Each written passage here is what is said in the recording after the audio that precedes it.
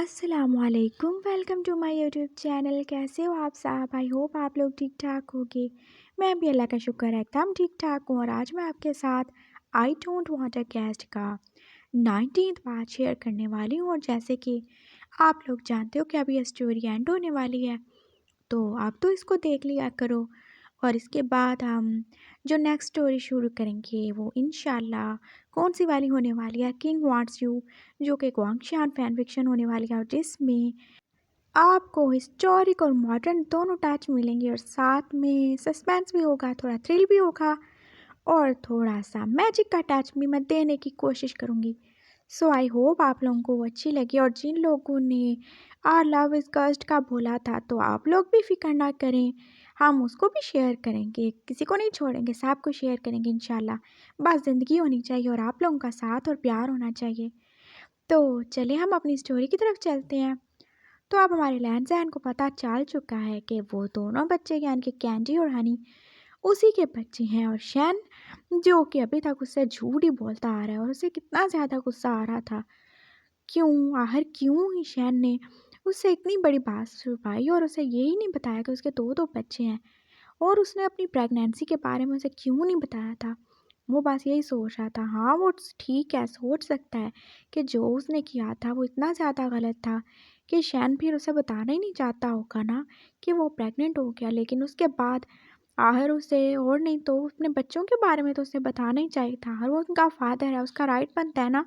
लहन-सहन जो कि आप इन्हीं सोचों के साथ थोड़े गुस्से और थोड़ी खुशी की मिली-जुली फीलिंग्स के साथ अब वापस से घर आ चुका था। और शैन जो कि अपने कंप्यूटर पे कोई काम ही कर रहा था, उसे एकदम से दोबारा घर में देख के हैरान ही हो गया। उसने क्या ही बोला था कि आज तो वो कोई वेन्यू सेलेक्ट करने जा रहा है, जहाँ पे वो तो 12 से अगला फ़ोटो शूट करने वाले हैं। लेकिन ये इतनी जल्दी कैसे आ गया था? अभी उसे गए हुए आधा घंटा ही तो गुज़रा था। और फिर वो एकदम से अपने रूम में चला गया और वो कितना ज़्यादा गुस्से में ही लग रहा था। और अब शैन को ना चाहते हुए भी उसके पीछे जाना पड़ा, क्योंकि वो क्यूरियस हो रहा था। और क्या है ये ज़ैन, करना क्या चाहता है? वो रूम में आ गया था और उसने धड़ाम से दरवाज़ा बंद कर दिया। और अब वो बेड पे बैठा हुआ था बहुत ज़्यादा गुस्से में। और फिर शैन भी अंदर आ गया। तुम इतनी जल्दी कैसे आ गए? क्या तुम्हारा काम हो गया? हाँ, हो गया, बहुत अच्छे से हो गया। बहुत बहुत शुक्रिया तुम्हारा। मैं तुम्हारा ये एहसान सारी ज़िंदगी नहीं भूलूंगा। क्या कह रहे हो? क्या कहना चाहते हो तुम? तुमने ये क्या किया है? तुमने मेरे साथ अच्छा नहीं किया शैन। तुम इतना कैसे गिर सकते हो? क्या किया मैंने? क्या क्या कहना चाहते हो तुम? शैन को तो कुछ समझ ही नहीं आ रही थी। तुम इतने ज़्यादा मासूम क्यों बन रहे हो? तुम ऐसा कैसे ही कर सकते हो? तुमने मुझसे सच छुपाया। तुम कब तक छुपाओगे और क्यों छुपा रहे थे? हाँ, मैं जानता हूँ मैंने तुम्हारे साथ बहुत ज़्यादा गलत किया। मैं मानता हूँ, मैं अपनी गलती को भी एडमिट करता हूँ। मैं तुमसे माफ़ी मांग रहा हूँ ना। और इसके बाद तुम क्या ही कर रहे हो? तुमने मेरी माफ़ी मांगने के बाद भी, तुमने ये देखने के बाद भी कि मैं जानता हूँ कि वो बच्चे मेरे हैं, उसके बावजूद भी तुमने बार बार मुझसे झूठ बोला। तुम सच छुपाते रहे हो। तुम ऐसा कैसे कर सकते हो? क्यों कर रहे हो ऐसा? तुम बताओ मुझे। रमज़ान एकदम से खड़ा हो गया था और वो तो जैसे आप शैन को उसके शोल्डर से पकड़ हिलाई जा रहा था, और वो भी उसकी तरफ पास फटी फटी आंखों से देखे ही जा रहा था। बोलो, मैं तुमसे पूछ रहा हूँ, चुप क्यों हो? क्यों बोला तुमने झूठ? क्यों सच छुपाया? बताओ मुझे। और आप मज़ीद झूठ नहीं बोलना, नहीं तो मैं बहुत बुरे तरीके से पेश आऊँगा। मैंने बहुत मुश्किल से खुद को कंट्रोल किया है। बताओ तुमने क्यों किया ऐसा? वो बस उसे पूछे जा रहा था। फिर शैन ने एकदम से बोल पड़ा, हाँ सही किया, जो भी किया सही किया, मुझे यही ठीक लगा। और तुम कौन होते हो? वो मेरे बच्चे हैं, मैंने उन्हें पैदा किया है, तो तुम्हारा कोई राइट नहीं बनता है। कोई नहीं हो तुम उनके। मैं उनका बाप हूँ, मैं ही उनकी माँ हूँ, मैं उनका भाई बहन सब कुछ हूँ। तुम कौन हो? तुम तो बस मुझे प्रेग्नेंट करके छोड़ गए थे ना। मैंने तुम्हें नहीं छोड़ा, तुम मुझे छोड़ के आए थे। तुम भूल गए क्या? हाँ, तो और क्या करता? मैं तुम्हारे जैसे जानवर के साथ रहता, और फिर मैं क्या ही करता? तुम बोलो, मैं क्या ही करता? अब शैन तो जैसे एकदम से रोना ही शुरू हो गया था, और वो कितना ज़्यादा ज़ोर ज़ोर से रो रहा था, साथ में बोले जा रहा था, बताओ मैं क्या करता? तुम तुम जानवर, तुमने मेरे साथ जो किया उसके बाद तुम कैसे उम्मीद भी रख सकते हो कि तुम्हारे साथ मैं कोई रिश्ता रखना चाहता हूँगा? या फिर जो भी तुमने मेरे साथ क्या उसको मैं इतनी जल्दी भूल जाऊँगा। मैं ये सब ख़त्म करना चाहता था, तोड़ना चाहता था शादी को। लेकिन जब मैं वापस आया तब मुझे पता चला कि मैं प्रेग्नेंट हूँ, और सच कहूँ ना तो सच कहने की बात यही है कि मैं तो इन बच्चों को रखना ही नहीं चाहता था। मुझे पता ही नहीं था कि मुझे इनसे इतनी ज़्यादा नफ़रत थी, इतनी ज़्यादा नफ़रत थी। मेरा तो बस नहीं चाह रहा था मैं इनको मार दूँ। लेकिन किसी मेडिकल प्रॉब्लम की वजह से मैं ऐसा नहीं कर पा रहा था। लेकिन मुझे इन बच्चों को पैदा करना पड़ा था। और अब लहन-सहन उसकी ये बात सुन के तो जैसे गुस्से से पागल हो गया। उसने एकदम से उस पे जैसे हाथ ही उठा दिया था, लेकिन उसे थप्पड़ नहीं मारा था। और फिर शहन उसकी तरफ देख रहा था, उसने उसका हाथ पकड़ लिया। हाँ ठीक है, रुक क्यों गए? मारो ना मुझे। ये तो करते आए हो ना तुम। जब तुम्हारा दिल चाहता है मुझे मार लो, जब तुम्हारा दिल करता है तुम मेरी बॉडी को यूज़ करो। यही चाहते हो ना? मैं तुम्हारे लिए क्या बन जाता? क्या बनाना चाहते थे तुम मुझे? प्यार करते थे ये बोल के तुमने शादी की, सब कुछ एक्सेप्ट करते हो ये बोल के शादी की थी। उसके बाद क्या किया तुमने मेरे साथ? बोलो। एक सच्चाई, एक गलतफ़हमी को छुपाने की वजह से तुमने मेरा इतना बुरा हाल कर दिया था। क्या ही नहीं किया तुमने मेरे साथ। मेरे दिल को तोड़ डाला, मुझे तोड़ डाला। और उसके बाद तुम ये उम्मीद रखते हो कि मैं तुम्हें तुम्हारे बच्चे दूँगा? क्यों दूँ मैं बच्चे तुम्हारे? मैंने उन्हें इतनी मुश्किल से पैदा किया है। वो मेरे बच्चे हैं। मैं जो चाहूँ उनके साथ करूँ। नहीं दूँगा, कर लो जो करना है तुमने। और अब शैन तो गुस्से से बोले जा रहा था। ओह! तो सही हो गया ना। तो तुमने क्या बोला? तुम बच्चे नहीं चाहते थे, तुम्हें उनसे नफ़रत है। तो बहुत अच्छी बात हो गई है, बहुत ही अच्छी बात हो गई है शैन। और अब मैं देखना वो तुम्हारे पास रहने भी नहीं दूँगा। मैं उन्हें लेके चला जाऊँगा, और ये डिवोर्स ये सब जल्दी कर दूँगा, मैं सब ख़त्म कर दूँगा। तुम्हें नहीं चाहिए हूँ ना मैं, तुम्हें मेरा प्यार नहीं चाहिए, मेरे बच्चे नहीं चाहिए, तो क्यों रखा है तुमने उनको अपने पास? नहीं रखो, कोई ज़रूरत नहीं है तुम्हारा एहसान उठाने की। और इन 5 सालों में तुमने जो भी खर्चा किया ना, मुझे बताओ, मैं अभी तुम्हारा हिसाब क्लियर कर देता हूँ। मुझे नहीं चाहिए हो तुम। तुम्हारी जैसी माँ होने से बेहतर है कि वो अकेले ही रहें, बिना माँ के रहें। और मैं देख लूँगा, कोई बहुत अच्छी लड़की देख लूँगा, मैं उससे शादी कर लूँगा। और बहुत जल्दी मैं उन बच्चों को लेके यहाँ से चला जाऊँगा। मैं देखता हूँ तुम मुझे कैसे रोकोगी। नो, ये क्या कह रहे हो तुम ज़ैन? मैं अपने बच्चे नहीं दूँगा, वो मेरे बच्चे हैं। कहाँ से तुम्हारे बच्चे आ गए? तुम्हें नहीं चाहिए थे वो ना? नहीं, मेरा ये मतलब नहीं था, तुम मुझे गलत समझ रहे हो। शैन तो एकदम से घबरा ही गया था, और उसे लगा कि अब तो जैसे सच में वो उसके बच्चे ले ही जाएगा। नहीं प्लीज़ ऐसे मत बोलो। मैं बस वो जल्दी में गुस्से में बोल गया था, ऐसा नहीं है। प्लीज़ वो मेरे बच्चे हैं, मैं उनको नहीं छोड़ना चाहता। प्लीज़ तुम उनके मत लेके जाना, प्लीज़ ऐसा मत करना। नहीं, मैं अब उनको लेके जाऊँगा। तुम जब उन्हें एक्सेप्ट नहीं कर सकते, उन्हें अपना नाम नहीं देख सकते। अरे तुमने तो उन्हें ये भी नहीं बताया कि तुम उनकी माँ हो, तो क्या फ़ायदा है तुम्हारा? तुम्हारा होना ना होना बराबर है ना उनके लिए, तो क्या ही फ़ायदा है? नहीं रखो तुम, मैं ले जाऊँगा, तुम अपनी लाइफ जियो, मॉडलिंग करो, एक्टिंग करो, जो मर्ज़ी करो। तुम आज़ाद हो अपनी लाइफ में, जो चाहो करो। मैं या मेरे बच्चे तुम पे बोझ नहीं बनेंगे, और ना ही तुम्हारे माँ-बाप पे। रहन-सहन जो अब और ज़्यादा गुस्सा हो रहा था, और शहन तो जैसे आज 5 साल में दूसरी बार उसके कदमों में बैठ गया। प्लीज़ देखो, ऐसे नहीं करो, मैं तुमसे माफ़ी माँगता हूँ, मुझे माफ़ कर दो, मैं बस गुस्से में बोल गया था। देखो तुम जो कहोगे, जैसा कहोगे वैसा ही होगा। प्लीज़ मेरे बच्चे नहीं मुझसे दूर करो, मैं उनसे बहुत ज़्यादा प्यार करता हूँ। मैं मजबूर था, मुझे ये करना पड़ा, मुझे उनसे छुपाना पड़ा। तो ठीक है, फिर तुम वही करोगे जो मैं तुमसे कहूँगा। ठीक हो गया ना? तो मेरी पहली शर्त ये है कि तुम अपने बच्चों को बताओ, उनकी रियल आइडेंटिटी बताओ, उन्हें बताओ कि वो कौन है। वो तुम्हारे बहन भाई नहीं बल्कि तुम्हारे बच्चे हैं। बता सकते हो? तो अगर तुमने ये कहा दिया तो फिर मैं सोचूंगा, शायद मुझे तरस आ जाए और मैं उनको लेके मत जाऊं। हाँ, लेकिन मैं उनको कैसे बताऊंगा? ऐसे बताओगे जैसे अभी तुमने मुझे बताया, बिल्कुल ऐसे ही बताओगे। और वो तो तुमसे बहुत ज़्यादा प्यार करते हैं, वो तो खुशी खुशी तुम्हें अपनी माँ एक्सेप्ट कर लेंगे, और मुझे पापा, क्योंकि हनी तो पहले ही मुझे अपना बाप मानता है। और कैंडी वो भी तो मासूम बच्ची है, हर कब तक मुझसे दूर रहेगी। और हून तो अपनी तरफ खींचता ही है ना, तो वो मुझे मान लेंगे अपना बाप। तुम बस हिम्मत करो और पहले उन्हें बताओ। मैं, हाँ तुम्हें ये सब करना होगा। तुमने सब बिगाड़ा है ना, तुमने छुपाया, तो तुम ही बताओगे। और अब शहन चुप करके साथ झुका के रह गया था। वो अभी तक उसके कदमों में बैठा हुआ था और फिर लैन वो दिल ही दिल में जैसे सुकून फ़ील कर रहा था। हाँ, वो ये सारा गुस्सा, सारा ड्रामा सिर्फ़ उससे साथ चुकलवाने के लिए कर रहा था, उसे इमोशनल करने के लिए ताकि वो अपने मुँह से बोल दे और गुस्सा दिलाया था उसे ताकि वो गुस्से में आ गए सब फट पड़े, बोल दे और उसने सब कुछ ही तो जैसे उगल दिया था ना। और फिर लहन-सहन को अब उस पे तरस आ रहा था, वो कितनी बुरे तरीके से रो रहा था और वो सही भी तो कह रहा था।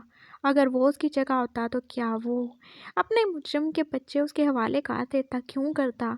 और क्यों वो उसके बच्चों से प्यार करता? वो बच्चे जो उसकी दरिंदगी की निशानी थे, जो उसके साथ हमेशा रह गए थे। उस रात की याद बन गया हर वो जब भी उनको देखता होगा, क्या उसे वो सब याद नहीं आता होगा जो उसने उसके साथ किया था? ज़रूर ऐसा ही होगा, वरना वो जानता था शैन दिल का कितना ज़्यादा सॉफ्ट है और वो तो लियाना से भी कितना ज़्यादा क्लोज था, कितना प्यार करता था। वो तो उसकी कोई नहीं थी ना, वो तो लैन-ज़ैन की बहन थी ना, तो क्या वो अपने बच्चों से प्यार नहीं करेगा? लैन-ज़ैन अब बहुत हद तक समझ गया था, ये सारा गुस्सा तो बस वैसे ही था। उसने शैन को उठाया और उसे हग कर लिया और शैन तो ऐसा करने पर हैरान ही हो गया था और अब वो उससे चुप करवा रहा था। चुप हो जाओ शैन, बस थोड़ा-सा, थोड़ा-सा और रह गया है, सब ठीक हो जाएगा। तुम उनको लेके नहीं जाओगे ना? शैन अभी तक रो ही रहा था। नहीं लेके जाऊँगा, चुप हो जाओ तुम। और अब लहन-ज़ैन भी जैसे एकदम से ठंडा ही पड़ चुका था, उसे देखा ही नहीं जा रहा था शैन का इस तरह से रोना। और फिर उसने उसको अलग किया, उसके आंसू साफ किए और फिर एकदम से जैसे उसके फोरहेड पे किसी कर ली थी। ये क्या कर रहे हो तुम? थैंक यू बोल रहा हूँ तुम्हें, थैंक यू। जो भी कुछ हुआ उसके बाद भी, चाहे जैसे भी हालात थे, तुमने उनको पैदा किया, तुमने मुझे इतने प्यारे प्यारे बच्चे दिए, थैंक यू। तुमने उन्हें मारा नहीं, उन्हें संभाल के रखा है। हाँ, चाहे तुमने बताया नहीं कि हम दोनों कौन हैं उनके, लेकिन तुम उनकी अच्छी परवरिश कर रहे हो। मुझे तुम पे बहुत ज़्यादा प्राउड है। I am proud of you. और वो एक बार फिर से उसे आकार चुका था और शैन जो कि अब उससे दूर जाना चाहता था, लेकिन अब वो बहुत ज़्यादा डर चुका था। अगर उसने कुछ भी ऐसा वैसा किया जिससे उसे गुस्सा आ गया, तो वो ज़रूर बच्चों को लेके चला ही जाएगा और वो ऐसा नहीं चाहता था। और फिर उसकी मामा, जो कि बाहर ये सारा शोर सुन ही रही थी, शैन के बाहर निकलते ही अंदर रूम में आ गई थी। ये तुम क्या कर रहे हो? तुम एक बार फिर से वही गलती कर रहे हो, मेरे बेटे को गलत समझ रहे हो, जैसे तुमने पहले समझा था। पहले भी तुमने उसकी नहीं सुनी और अब फिर से तुम वही कर रहे हो। आंटी मैं तो बस, क्या तुम तो बस, तुम होते कौन हो उसे जज करने वाले? मैंने सुना तुमने क्या बोला। तुम यही समझते हो ना कि वो अपने बच्चों से नफ़रत करता है, वो उन्हें पैदा नहीं करना चाहता था। तो ऐसा नहीं है, तुम बहुत ज़्यादा गलत समझ रहे हो। मेरा बेटा ऐसा नहीं है, वो तुम्हारी तरह नहीं है। वो अपने बच्चों को ऐसे छोड़ नहीं सकता था और ये तो हम ही थे ना जिसने उन्हें फ़ोर्स किया था। क्या मतलब, क्या कहना चाहती हैं आप? सही कह रही हूँ मैं। जानते भी हो कितने ज़्यादा तकलीफ़ में था वो, जब तुमने उसे ऐसे तोड़ दिया था। वो वापस आया, तो उसे कुछ दिनों बाद ही पता चला था कि वो प्रेग्नेंट है। और उसको तो पहले इतने ज़्यादा स्टिचेस लगे हुए थे, उसकी पूरी बॉडी में कितना ही पेन था, वो कितना ज़्यादा वीक था और डॉक्टर्स ने उससे कहा था कि वो अबॉर्ट करवा दे, उसे ये बच्चे नहीं रखने चाहिए, उसकी हेल्थ ऐसी नहीं है, वो बहुत ज़्यादा वीक था कि ये बच्चे पैदा करना उसके लिए बहुत ही मुश्किल था। लेकिन उसने बोला कि वो करना चाहता है, ये उसके बच्चे हैं, वो तुम्हारे बच्चों को मारना नहीं चाहता था, उसने उन्हें बचा के रखा। तुम जानते हो उसके बॉडी में स्टिचेस थे, वो पेन में था, लेकिन उसने बच्चों को अबॉर्ट नहीं करवाया, वो उन्हें रखना चाहता था। पूरे 9 महीने उसने पेन से ही गुज़ारे हैं। वो कितना ज़्यादा पेन फ़ील करता था, क्या तुम इमेजिन कर सकते हो? वो नॉर्मल नहीं है, तुम जानते हो ना, उसकी बॉडी एक पूरी लड़की की तरह नहीं है। वो नहीं 2 बच्चों को सँभाल सकता था। डॉक्टर्स ने उसे पूरे 9 महीने बेड रेस्ट का ही बोला था और वो एकदम हिला भी नहीं है, वो कहीं गया भी नहीं है। ये सारा टाइम उसने ऐसे ही गुज़ारा क्योंकि वो इन बच्चों से प्यार करता था, क्योंकि वो तुमसे प्यार करता था। जो भी तुमने किया, वो कितना वेट करता था कि तुम उसे कॉल करोगे, कभी माफ़ी माँगोगे, लेकिन तुमने तो एक बार मुड़ के देखा तक नहीं, पूछा भी नहीं कि वो किस हाल में है। क्या ही सोचा था तुमने? क्या ही कहा डाला तुमने? लेकिन आंटी, मैं तो बस यही चाहता था कि वो खुश रहे। और जब उसने लास्ट टाइम बोला था कि वो मुझसे दूर जाना चाहता है, तो मैं खुद को उस पर फोर्स नहीं करना चाहता था। कैसा फोर्स करना? वो तुम्हारी वाइफ है, तुम्हारी रिस्पॉन्सिबिलिटी है। अगर उसने गुस्से में बोल दिया था तो तुम्हें चाहिए था ना तुम उसे मनाते। क्यों नहीं मनाने आए? तुम एक बार भी उसका ख्याल नहीं आया। आंटी, ऐसा नहीं है, ऐसा ही है।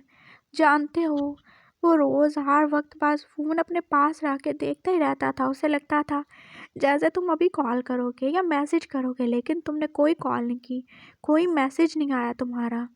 वो बस बार बार फ़ोन को देखता था। जब भी रिंग होती थी, वो कितना ज़्यादा एक्साइटेड होता था कि शायद तुम होगे, लेकिन तुम कभी भी नहीं थे तुम उसके पास।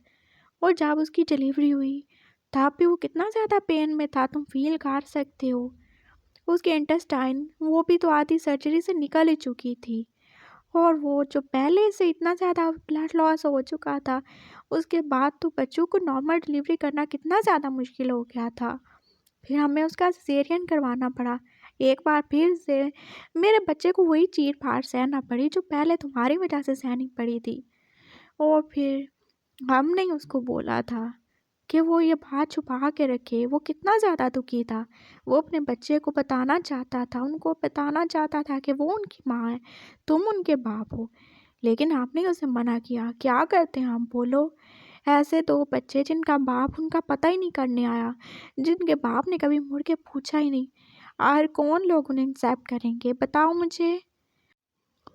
शैन जो कि साहब की नज़र में लड़का था, हम क्या बताते कि एक लड़के ने 2 बच्चों को पैदा कर लिया है। चाहे ये लोग कितने ज़्यादा मॉडर्न हो, लेकिन इनकी सोच तो वही रहेगी ना। क्या वो उसे एक्सेप्ट कर लेते? नहीं करते ना। और फिर एक्सेप्ट कर भी लेते तो उनका बाप वो तो नहीं था ना यहाँ। तो क्या वो सोचते कौन है? क्या शैन गलत काम करता है? क्या ही उसकी इमेज बन जाती लोगों की नज़र में कि उसने बिना बाप के बच्चे पैदा कर लिए। हमने उसे फोर्स किया था कि बच्चों को हमारा नाम दे, और इसीलिए उसने ये सब किया। और वो कितना ज़्यादा दुखी था। सोचो उसे कितना दुख होता होगा जब उसके बच्चे उसे मामा कहने की बजाय गगा कहते होंगे, तो उसे दुख नहीं होता? क्या होता है। और वो तो कितना ज़्यादा रिस्पॉन्सिबल है। उसने अपने बच्चों की सारी जिम्मेदारी खुद उठाई। वो घर में बैठ के ग्राफिक डिज़ाइनिंग करता था, और वो अपने डिज़ाइन पास बेच के ही तो अपने बच्चों का सारा खर्चा चलाता था। और वो यही जॉब करता था, घर में ही रहता था, वो बाहर नहीं जाता था ताकि उसके बच्चों को उसकी ज़रूरत पड़े तो वो पास हो। ये सब किया है मेरे बेटे ने। उसने अकेले उनको पाला है। तुम कहाँ थे? आप एकदम से तुम बाप बन के आ गए हो। तब कहाँ थे तुम जब तुम्हारे बच्चे रोते थे? मेरा बेटा जो खुद भी माँ था, वो कैसे उनको हैंडल करता था, तब तुम नहीं थे। और अब तुम्हारे अंदर के बाप के प्यार जाग गया है। शेम ऑन यू, तुम्हें शर्म आनी चाहिए खुद पे। तुम बस हक जताते हो, फर्ज नहीं निभा सकते तुम। शैन की मामा तो जैसे सारा गुब्बार निकाल के चली गई थी, और लैन जैन वहीं का वहीं खड़ा रह गया था। उसे नहीं पता था कि शैन ने इतना ज़्यादा सफ़र किया। वो तो बस यही जानता था ना कि बस वो एक रात के ही और बाद के ही वाला मामला हो गया था। लेकिन शैन था जिसने उस रात के बाद जैसे 5 साल एक मुसीबत में गुजारे थे, अज़ियत में गुजारे थे। वो भी तो अकेला था, वो भी तो दुखी था। लेकिन जो शैन ने साथ था, वो तो उसके बारे में इमेजिन भी नहीं कर सकता था। उसके दिल में अपने लिए कितनी ज़्यादा नफ़रत पैदा हो रही थी, और शैन की इज़्ज़त तो जैसे और ही बढ़ गई थी। आई एम सॉरी शैन, मैं बहुत शर्मिंदा हूँ, मैं तुमसे बहुत ज़्यादा ही शर्मिंदा हूँ, मुझे माफ़ कर दो। वो भाई साहब अपना ही मुँह अपने हाथों में छुपा के रोए जा रहा था। अब उसे शैन को मनाना था, उसे अब वापस अपनी लाइफ में लाना था। वो अब उसे टॉर्चर नहीं करेगा, बिल्कुल नहीं करेगा। ईगो के ही तेल लेने, सब ठीक है। उसे अपनी फैमिली चाहिए, अपने बच्चे चाहिए, अपना शैन चाहिए, और कुछ नहीं चाहिए, कुछ भी नहीं चाहिए उसे। इन्हीं सारी बातों में कुछ दिन और ही गुजर चुके थे। शैन की हिम्मत नहीं हो रही थी कि वो अपने बच्चों को सच बताए। हाँ, लेकिन उसने इतना ज़रूर कह दिया था कि अब वो हनी को रोकता टोकता नहीं था। वो जब भी लैन को पापा कहता था, और अब तो कैंडी भी उसके साथ कितना ज़्यादा फ्री हो गई थी। वो दोनों उसके साथ साथ रहते थे, साथ साथ घूमते, और वो कभी उन्हें आइसक्रीम खिलाने ले जाता था। इतनी ठंड में भी उनको आइसक्रीम खाने का ही शौक चढ़ा रहता था। और कभी वो शॉपिंग पे जा रहे होते थे और कोई उन्हें रोक नहीं सकता था। और वो अब कहीं न कहीं उसे अपना पापा एक्सेप्ट कर ही चुके थे, ये जाने बिना कि वो ही उनका असली बाप है। और शैन, वो अब घर में ही रहता था क्योंकि बहुत ज़्यादा सर्दी थी, इतनी ज़्यादा बर्फ़बारी जो हो रही थी। और वो बस अपने कंप्यूटर पे ही बिज़ी रहता था, अपने डिज़ाइन बनाने में। और फिर उसी दिन शाम को लैन ने उसे बोला था, आज शाम को रेडी रहना, हमें पार्टी में जाना है। पार्टी? कौन सी पार्टी? शैन अब उससे ज़्यादा बहस नहीं करता था क्योंकि वो उस दिन के बाद तो डर ही गया था कि कुछ ऐसा वैसा ना कर दे जिससे लैन का दिमाग घूम जाए और वो बच्चे लेके चला ही जाए। अरे वो मिस्टर जैंग है ना, उन्होंने रखा है, उनकी बर्थडे पार्टी है, तो तुम्हें भी बुलाया है। मैं वहाँ पे क्या करूँगा? क्या करोगे? जॉब नहीं करते क्या? और उन्होंने स्पेशली बोला कि मैं तुम्हें लेके आऊँ। लेकिन क्या वो तुम चल रहे हो या नहीं? उसने एकदम से उसे आंखें दिखाई और अब शैन क्या ही कर सकता था।